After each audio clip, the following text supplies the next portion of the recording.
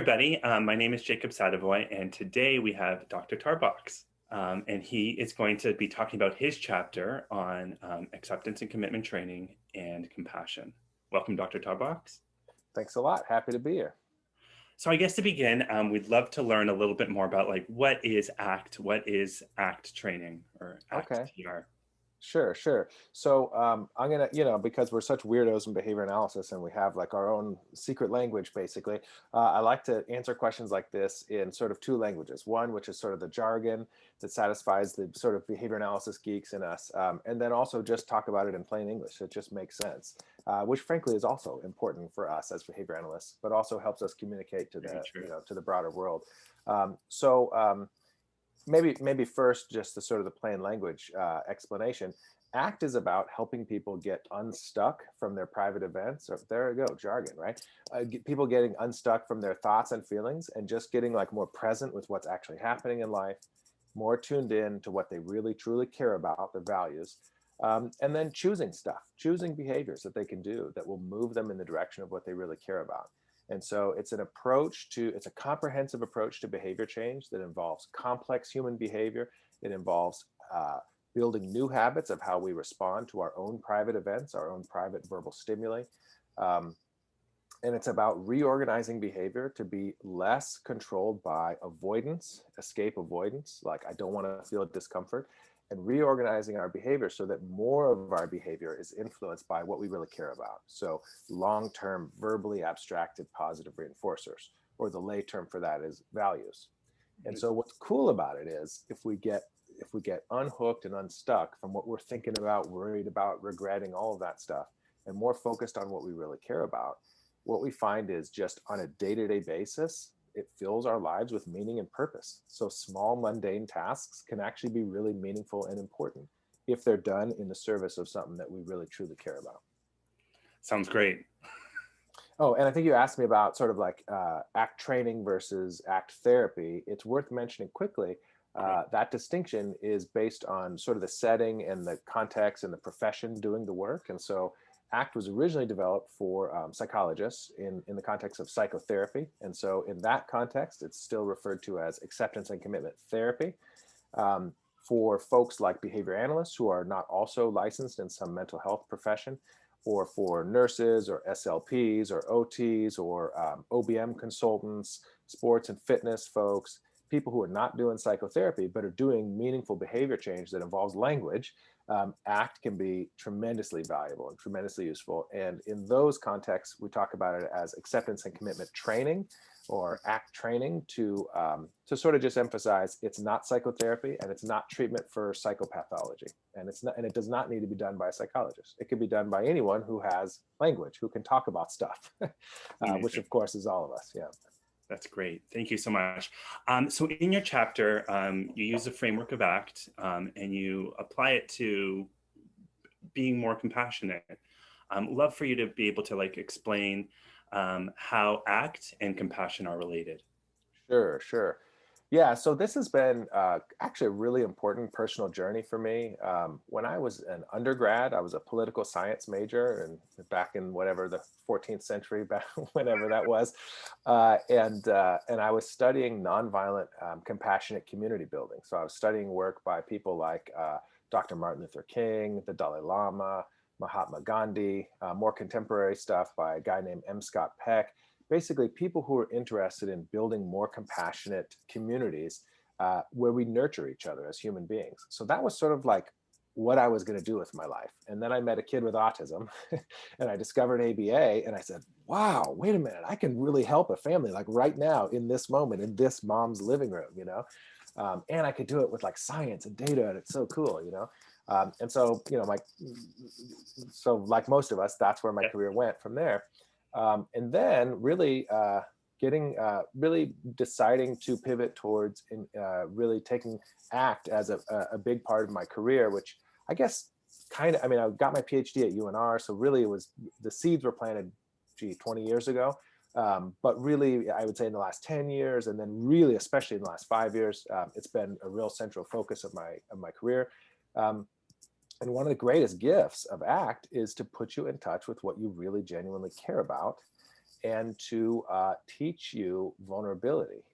It's talked about as acceptance in the ACT literature, but it's really about the willingness to feel discomfort when you need to do something that you really truly care about. And so a big piece of that is having real, vulnerable human to human interactions.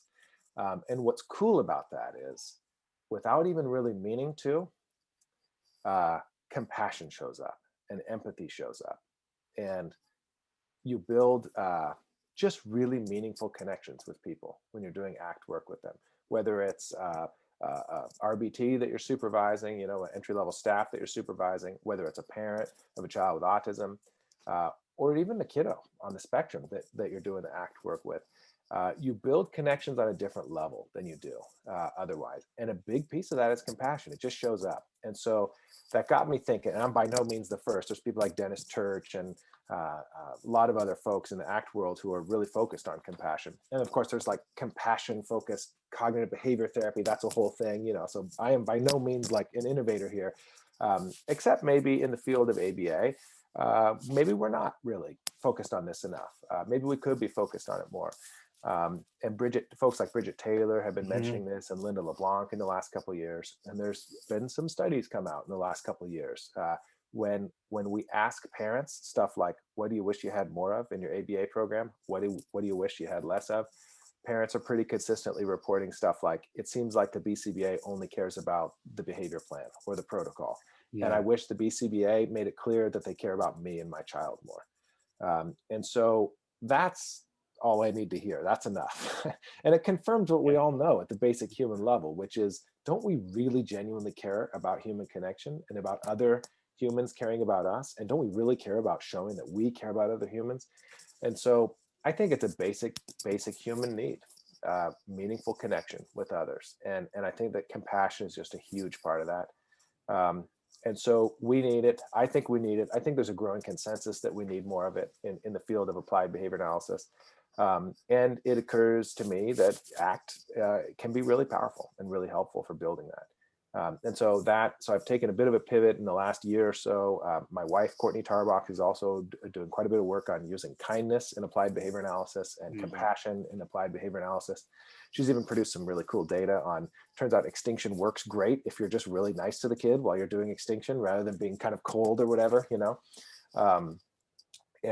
So anyways, that's sort of a pivot that I've taken in promoting compassion and trying to, not just as a value, but actually like practically, how can we do this? What can we do as behavior analysts? And so ACT, the purpose of my chapter was to kind of outline some of that and give some practical tools about how ACT may be helpful to help us actually engage in compassionate behavior more frequently on a day-to-day basis. Not to give it away, but could you share some of those tools with us? Sure. Yeah, I mean, I don't even know where to start, but like there's 6 main pieces to ACT in terms of sort of overall skill repertoires. And the chapter goes through each of those and basically says, okay, for values, here's a values exercise you could try out. And it gives some examples of how might this help you move towards working towards compassion in your day-to-day job. So for example, reflecting on what really matters the most to you in your career as a behavior analyst. Like if you had to strip away everything else and you could only leave 1 or 2 things, what would those things be?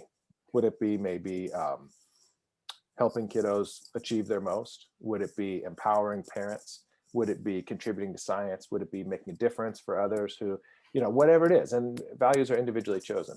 Spend some time reflecting on that.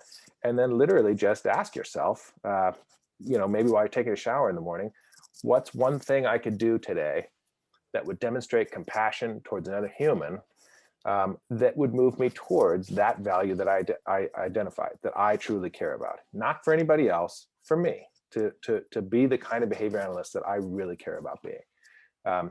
That's just a little daily self-monitoring behavior change thing that all of us could do every day. And there's no right or wrong way to do it. It's just it's a different thing to do with our own verbal behavior rather than whatever we'd normally do while taking a shower. Like sing, for example. Right, exactly. And there's nothing wrong with that, right? But ACT just gives us a lot of little habits that we can engage in on a day-to-day basis that help nudge behavior change. And the cool thing about it is these skills that ACT teaches us help us sort of break our behavior free from sort of old sources of stimulus control and old sources of aversive control, like avoidance behaviors. And when we do that, it creates an opportunity. And we kind of look around and we say, I wonder what other things we could do. If you want to be a nerdy behavior analyst, you could say, I wonder what other levers I want to press to see what other reinforcement schedules might show up. And the cool thing is, man, there's a lot of opportunities out there, So good. right? Yeah. In our just day-to-day Yeah. interaction with folks at work, there's things that we could do differently. And they might produce different natural consequences. And what I found, and with the students that I train and supervise, what we found is when we engage in just a small act of kindness and compassion, it almost always gets reinforced. So the natural consequence of changing our behaviors in this direction reinforces those behaviors. And the cool thing is we infect that other person with kindness too. And then that encourages them to go do the same thing for somebody else. And so it's a way to get more in touch with the natural consequences of being kinder and more compassionate, which so far have been highly positively reinforcing. So pretty satisfying. Behavior momentum possibilities there. Definitely. This is fantastic. Again, like kind of this is such useful information.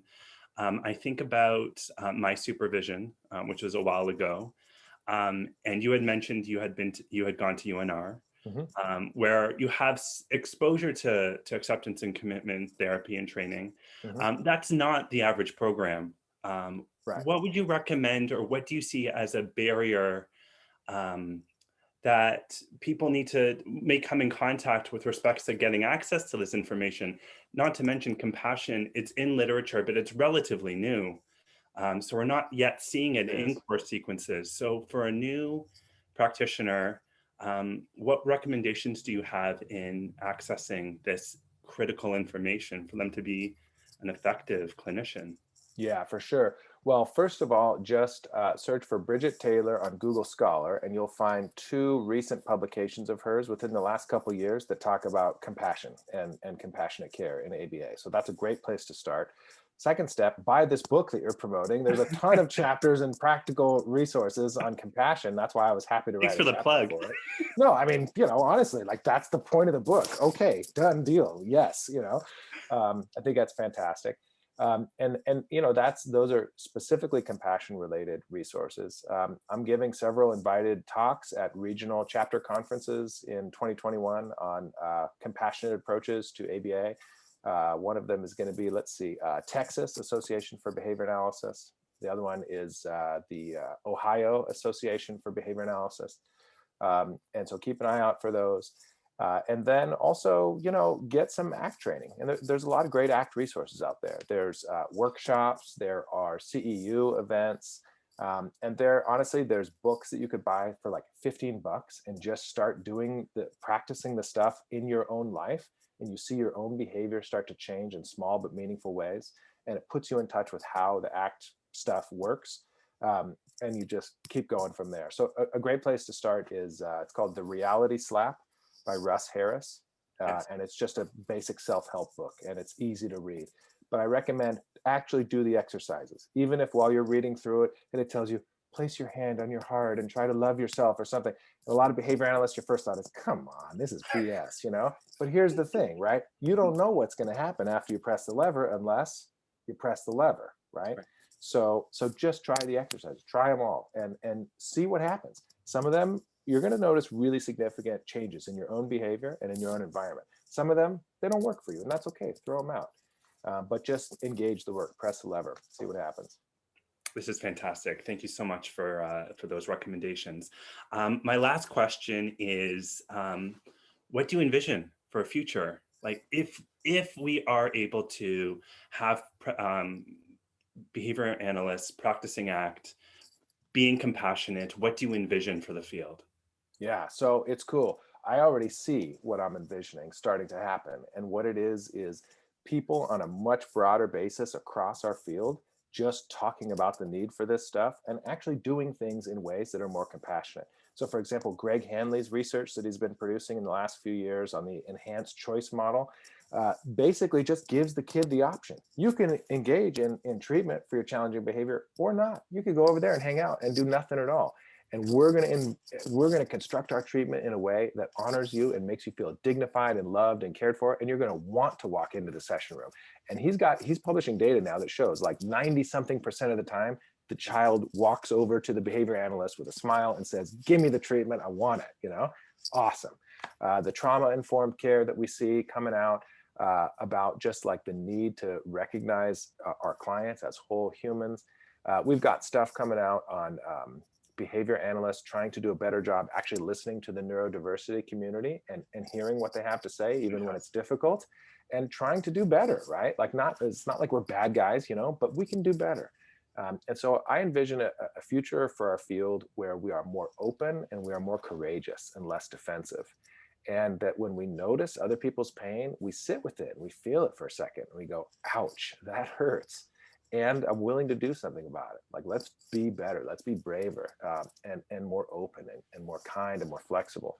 And that's gonna let us expand into areas that we just haven't addressed well enough. You know, diversity and social justice is a huge area where compassion would be meaningful. A big reason why is like most of the people with the power are white guys like me in positions of privilege. And let's face it, it's difficult. It hurts to be criticized. It hurts to hear the word racism in the same sentence as your name or something, right? And if we're going to do better, we got to show up. We got to be willing to have those feelings and experience those emotions. And we got to show up for other people's emotions. Like, we got to be willing to feel the experiences or the emotions that we see other people experiencing in front of us. Got to be willing to do that perspective taking thing, or if you want to be an RFT geek, the deictic relating, so that we put ourselves in that other person's shoes and say, what would it be like if I was that human right now? And what would I be willing to do or not to do? Or what could I do to treat that other human in a way that affects their life in a more profoundly positive way? We have it in us. Like, this is the future of our field, I believe. Yeah, no, it sounds fantastic. And again, like, the applications are every sector of everywhere in the world. And if we could all be just practicing, like you said, some empathetic. And here's one more thing. How about burnout? We have a pandemic of burnout and workaholism in our field, and compassion and nurturance could really go a long ways towards that. And so we've got some research coming out, or we've got some research that we're starting up on that too. So we'll see. But I think the future is bright if we're brave enough to meet the challenge. Fantastic. Dr. Tarbox, thank you so much for this fantastic conversation. So excited for everything that that's coming out. Anything so like kind of on the horizon coming out? Thank you so much. Is there anything on the horizon?